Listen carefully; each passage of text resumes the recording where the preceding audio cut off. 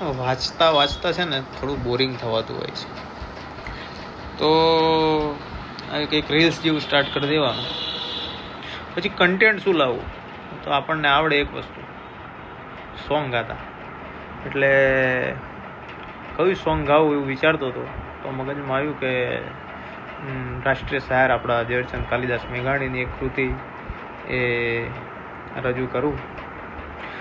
હે એવા જનની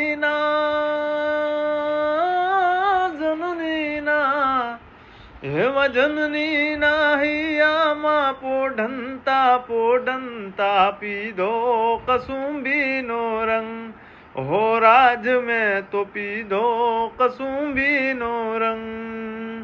હે એવી ધોળી ધાવણ કેરી ધારાએ ધારાએ પામ્યો કસુંબીનો રંગ.